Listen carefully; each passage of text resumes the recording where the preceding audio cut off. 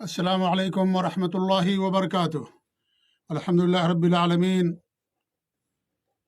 والعاقبۃ للمتقین ولا عدوان الا علی الظالمین واشهد ان لا الہ الا اللہ وحدہ لا شریک لہ واشهد ان محمدا عبدہ ورسولہ صلوات اللہ وسلامہ علیہ وعلی آلہ وعلی اصحابہ ومن اہتدی بہدیہ واستنى بسنتہ الی یوم الدین وبعد۔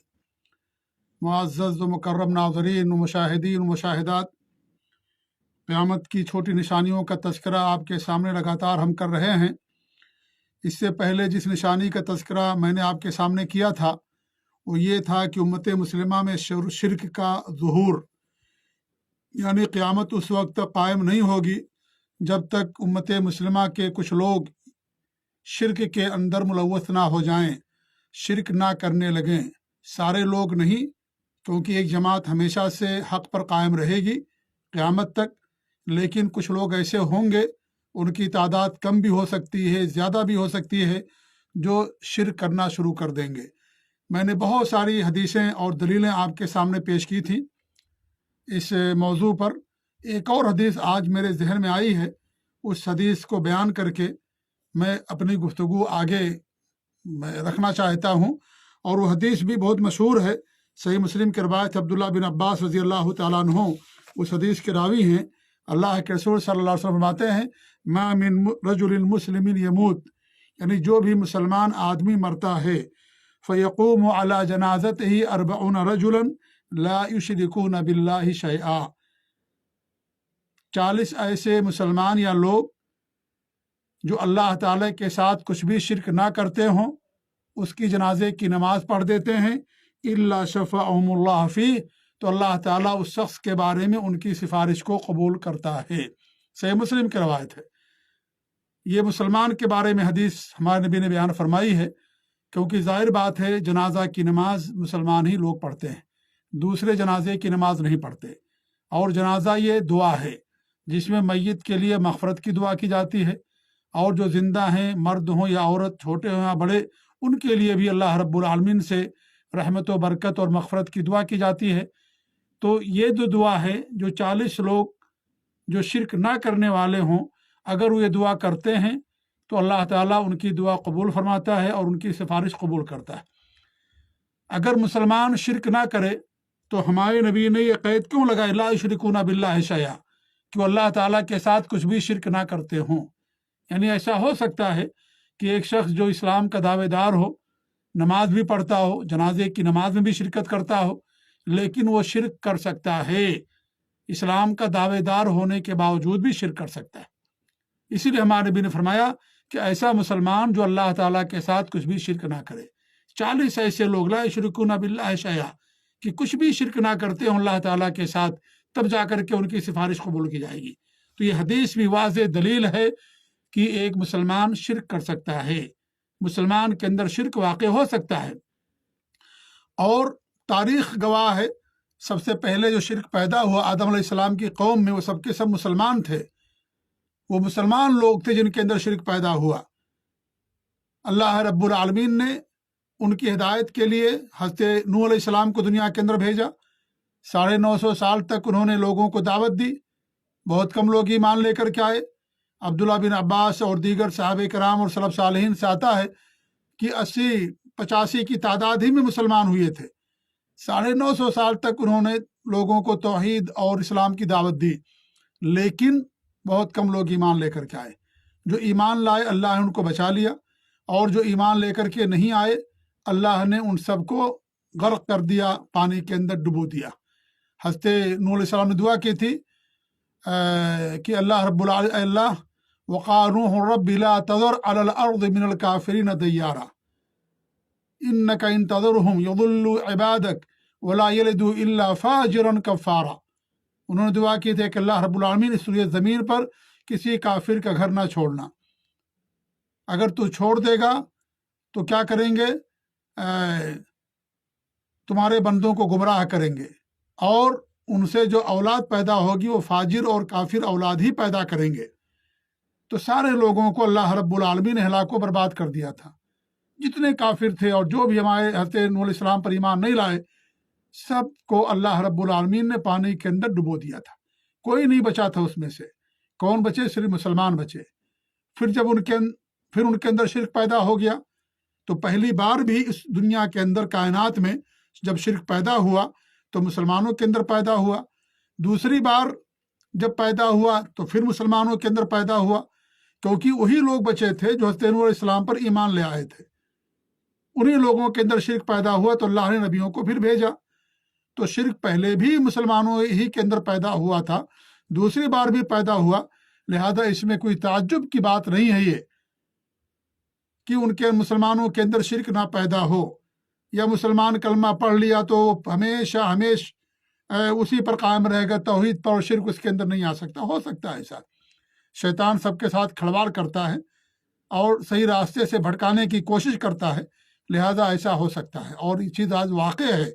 आप देखें दुनिया पर नज़र डाल करके कितना लोग शिर्क करने वाले हैं अल्लाह रब्बुल आलमीन के साथ। कुछ तो खुला हुआ शिर्क करते हैं, कुछ जो है छुपा हुआ शिर्क करते हैं, और कुछ बड़ा शिर्क, कुछ छोटा शिर्क। हर तरह का शिर्क आज लोगों के अंदर, मुसलमानों के अंदर पाया जाता है। तो अल्लाह रब्बुल आलमीन हम सब की हिफाज़त फरमाए। शिर्क बहुत बड़ा गुनाह है मेरे भाइयों, बहुत बड़ा गुनाह है। अल्लाह इस गुनाह को माफ़ नहीं करेगा। हर गुनाह अल्लाह माफ़ कर सकता है, लेकिन ये गुनाह माफ़ नहीं होगा। इसलिए शिर्क से बचाना ज़रूरी है इंसान के लिए। इसलिए ज़मीन पर इससे बड़ा कोई गुनाह नहीं है शिर्क से। अल्लाह ने साफ फरमा दिया कि जो अल्लाह के साथ शिर्क करेगा फ़क़द हर्रमल्लाहु अलैहिल जन्नह व मअवाहुन नार व मा लिज़्ज़ालिमीन मिन अंसार। अल्लाह ने जन्नत हराम कर दी, ऐसे लोगों का ठिकाना जहन्नम है, और जालिमों का कोई मददगार नहीं होगा। कोई मदद करने के लिए क़यामत के दिन नहीं आएगा। इसलिए दुनिया दारुल अमल है। हम अल्लाह की इबादत करके अपने आप को शिर्क से बचा करके अल्लाह की जन्नत के हम वारिस बन जाएं। हम ही हकीकत में जन्नत के वारिस हैं, वो लोग जो मुवहिदीन हैं। अल्लाह के रसूल ने फरमाया, अल्लाह रब्बुल आलमीन ने कुरान करीम के अंदर फरमाया, वजअलनी मिन वरसति जन्नतिन नईम। अल्लाह ताला तो जन्नत नईम के वर्षा में से हमें बना दे। हज़रत आदम अलैहिस्सलाम अल्लाह के नबी, पहले इंसान, पूरी दुनिया के लोग उन्हीं की औलाद हैं। सारे लोग चाहे मुसलमान हों या काफिर हों। हज़रत आदम अलैहिस्सलाम तौहीद पर थे, नबी थे वो। लिहाजा जो भी दीन इस्लाम पर होगा, तौहीद पर होगा, शिर्क नहीं करने वाला होगा, वही जन्नत का वारिस होगा। जन्नत का वारिस वो नहीं होगा जो नबियों के दीन को छोड़ देगा, जो तौहीद को छोड़ देगा, शिर्क करने वाला होगा, क्योंकि वो दीन छोड़ दिया। दीन तौहीद उसने छोड़ दिया। जब दीन तौहीद छोड़ दिया तो वारिस नहीं होगा। दुनिया के अंदर भी आप देखें कि अगर एक मुसलमान और एक काफिर है तो दोनों एक दूसरे के वारिस नहीं होंगे। अल्लाह के रसूल की हदीस है कि दो दीन वाले वारिस नहीं होंगे। लिहाजा जन्नत का वारिस वही होगा जिस जन्नत के रहने वाले सबसे पहले शख्स हज़रत आदम अलैहिस्सलाम, जो उनके दीन पर होगा, दीन तौहीद पर, क्योंकि तमाम नबियों का दीन एक था, दीन तौहीद। तौहीद पर होगा और अपने आप को शिर्क से दूर रखने वाला होगा, वही जन्नत का वारिस होगा। तो अल्लाह रब्बुल आलमीन हम सब लोगों को जन्नत का वारिस बनाए। जन्नत के वारिसीन मुवहिदीन हैं। अल्लाह ताला के साथ शिर्क ना करने वाले लोग वही जन्नत के जो है वारिसीन हैं। तो शिर्क पैदा हो सकता है मुसलमानों के अंदर, और आज है ही वाक़ई। आप जाके कब्रों पर देखिए, मज़ारों पर देखिए, और लोगों को देखिए, उनके घरों को देखिए, उनके बच्चों को देखिए, उनकी ज़िंदगी गुजारने का तौर तरीक़ा देखिए, शादी ब्याह देखिए, और दीगर चीज़ें देखिए, किस कदर लोग शिर्क करते हैं। छोटा शिर्क भी, बड़ा शिर्क भी उनके अंदर पाया जाता है। लिहाजा अल्लाह ताला से हम दुआ करें कि अल्लाह रब्बुल आलमीन हम सबको तौहीद पर कायम रखे। हज़रत इब्राहीम अलैहिस्सलाम दुआ की कि अल्लाह रब्बुल आलमीन तो वजुनुबनी व बनिया अन नअबुदल असनाम, कि अल्लाह ताला तो हमें और हमारी औलाद को सनम परस्ती से बचा, बुतों की इबादत से बचा। कौन दुआ कर रहा है? हज़रत इब्राहीम अलैहिस्सलातु वस्सलाम। वो दुआ कर रहे हैं, उल अज़्म रसूलों में से एक हैं कि अल्लाह ताला तो हमें और हमारी औलाद को तो जहाँ जो है बुतों की इबादत से बचा। अल्लाह के रसूल सल्लल्लाहु अलैहि वसल्लम दुआ क्या करते थे? या मुक़ल्लिबल क़ुलूब सब्बित क़ल्बी अला दीनिक, ऐ दिलों को फेरने वाले तो हमारे दिलों को अपने दीन पर कायम रख। अल्लाह ताला की पनाह मांगते थे कि अल्लाह ताला हम तेरे साथ शिर्क करें। अंबिया पनाह मांगते थे अल्लाह रब्बुल आलमीन की। अल्लाह की मदद मांगते थे कि अल्लाह ताला तो हमारी हिफाजत फरमा कि हम शिर्क करें, शिर्क से अल्लाह ताला तो हम सबको दूर रखे। कितना ईमान उनका कवी था। अंबिया थे वो, ان سے یہ چیز ناممکن ہے, نہیں ہو سکتی یہ چیز ان سے, لیکن اس کے باوجود بھی اللہ تعالیٰ سے دعا کرتے تھے. لہذا ایک بندے مومن جو توحید پر ہے اللہ تعالیٰ کا شکر ادا کرے, جتنا ہو سکتا ہے اللہ کا شکر ادا کرے اس نعمت پر, اور ساتھ ہی ساتھ اس پر اترائے نہیں, اس پر غرور اور گھمنڈ اسے نہ آئے, بلکہ اللہ تعالیٰ سے دعا کرے کہ اللہ رب العالمین تو ہم کو شرک سے محفوظ رکھ. نبیوں نے دعا کی, ہمارے نبی صلی اللہ علیہ وسلم نے دعا کی. ہمارے دل اللہ کے دو انگلیوں کے درمیان ہیں, اللہ کے 2 انگلیوں کے درمیان میں ہے. اللہ تعالیٰ جہاں چاہتا ہے اللہ تعالیٰ اس کو پھیرتا رہتا ہے. اس لیے انسان کو ہمیشہ اللہ تعالیٰ سے دعا کرنی چاہیے کہ اللہ تعالیٰ تمہیں توحید پر ثابت قدمی عطا فرما. یہ سب سے بڑی نیکی ہے, یہ سب سے بڑی عبادت ہے, سب سے بڑا معروف ہے, یہ سب سے بڑا خیر ہے, یہ سب سے بڑا ثواب کا کام ہے. اس روئے زمین پر اس سے بڑا کوئی خیر کا کام نہیں ہے, اس سے بڑا کوئی معروف اور نہیں ہے. اور سب سے بڑا منکر شرک ہے, سب سے بڑا مکروہ منکر شرک ہے, سب سے بڑا شر شرک ہے. اس سے بڑا منکر, اس سے بڑا شرک اور حرام شرک سے اور دنیا کے اندر نہیں ہے. سب سے عظیم نیکی ہے اللہ رب العالمین کی توحید خالص اللہ کی عبادت کرنا, اس کی عبادت میں کسی کو شریک نہیں کرنا.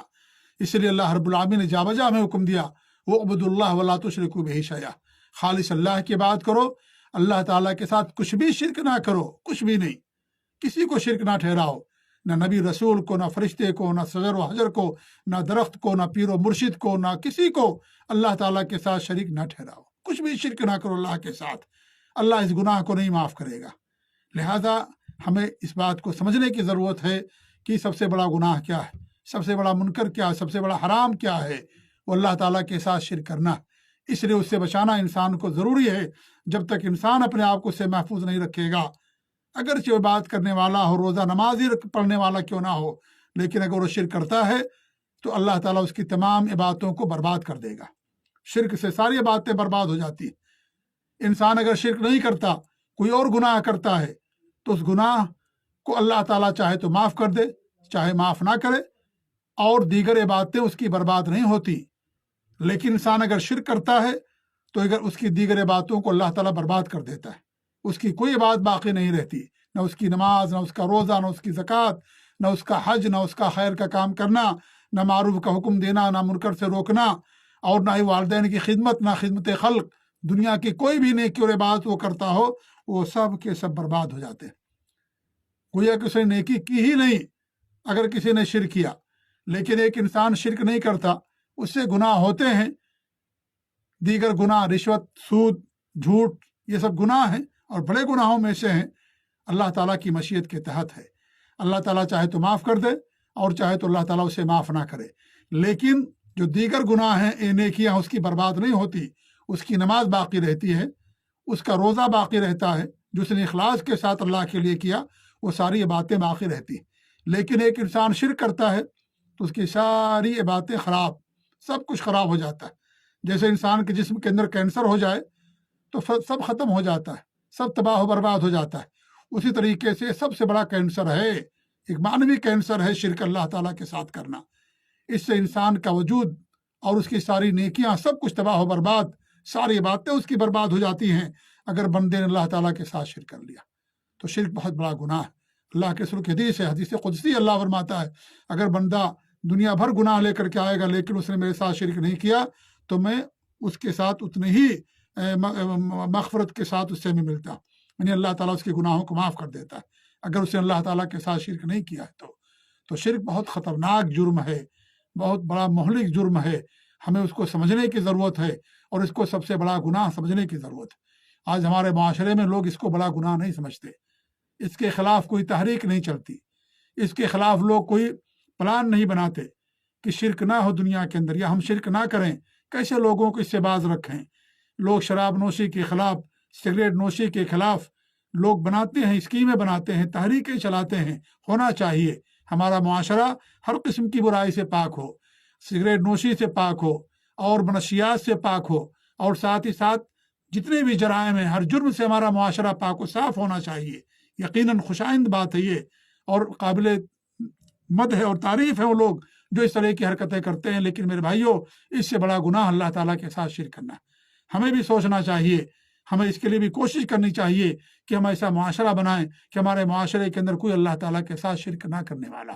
شراب پینے والے کی مغفرت ہو سکتی ہے, سگریٹ نوش کی مغفرت ہو سکتی ہے, رشوت خور کی مغفرت ہو سکتی ہے, سود خور کی مغفرت ہو سکتی ہے, لیکن مشرک کی مغفرت نہیں ہو سکتی. مشرک کو اللہ تعالیٰ معاف نہیں کرے گا, کبھی بھی نہیں معاف کرے گا. تو جس طریقے سے ہم تحریکیں چلاتے ہیں, جس طریقے سے ہم اسکیم بناتے ہیں, جس طریقے سے ہم چاہتے ہیں کہ ہمارے معاشرے کے اندر سارے جرائم نہ ہوں, ویسے ہمیں یہ بھی چاہیے کہ جو سب سے بڑا جرم ہے وہ بھی ہمارے علاقے اور معاشرے کے اندر نہ ہو. اگر ہم اپنے علاقے کے پیمانے پر نہیں کر سکتے, پورے گاؤں اور محلے کے پیمانے پر نہیں کر سکتے, تو کم سے کم اپنے گھر والوں کو بچائیں. یا الذین آمنوا قوا انفسکم واہلیکم نارا, اے ایمان والو اپنے آپ کو, اپنے اہل ویال کو جہنم سے بچاؤ. اپنے اہل ویال کو بچائیں, ہم اپنے ماتحت کے لوگوں کو بچائیں. اگر ان پر بھی ہمارا کنٹرول نہیں ہے, تھوڑی دیر کے لیے مان لیجئے, تو کم سے کم اپنے آپ کو تو بچائیں جہنم سے. اور جہنم میں سب سے زیادہ لے جانے والی چیز شرک ہے, سب سے زیادہ. اور یہ شرک ہمیشہ انسان کو جہنم میں رکھنے والی چیز ہے. اس لیے انسان کو اس سے بچنے کی ضرورت ہے. انسان اس سے اپنے آپ کو بچائے, تبھی انسان اپنے آپ کو جہنم سے بچا سکے گا. تو میرے بھائیوں, انسانی خوش فہمی بھی نہ رہے کہ ہم تو مسلمان ہیں, کلمہ پڑھتے ہیں, نبی کا, اللہ کا, آخرت پر ہمارا ایمان ہے, سب کچھ ہے, لہذا ہم کیسے مشرک ہو سکتے ہیں؟ ہم کیسے جہنم کے اندر جائیں گے؟ ہو سکتے ہیں مشرک ہو سکتے ہیں, ایسا نہیں کہ نہیں ہو سکتے. بہت ساری دلیلیں میں نے آپ کے سامنے پیش کی تھی. تو قیامت اس وقت تک قائم نہیں ہوگی جب تک کہ لوگوں کے اندر شرک نہیں آ جائے گا. بہرحال یہ بات گزشتہ ہفتے کے درس کے ضمن میں نے آپ کے سامنے بیان کی ہے. وقت بھی ہو گیا, 16 منٹ ہو گیا. میں سمجھ رہا تھا کہ مختصر گفتگو کر کے میں آج کا درس دوں گا, لیکن میں سمجھتا ہوں کہ مزید گنجائش نہیں ہے. اس لیے انشاءاللہ آنے والے ہفتے میں مزید نشانی ہم آپ کے سامنے بیان کرنے کی کوشش کریں گے. اللہ رب العالمین سے دعا ہے کہ رب العالمین ہمیں توحید پر قائم رکھے, شرک سے بچا کر کے رکھے, توحید خالص پیدا کرے. اللہ تعالیٰ ہر طرح کے شرک سے ہم سب کو محفوظ رکھے. آمین رب العالمین. وصلی اللہ علی نبینا محمد وعلی آلہ وصحبہ اجمعین. وجزاکم اللہ خیر. والسلام علیکم ورحمۃ اللہ وبرکاتہ.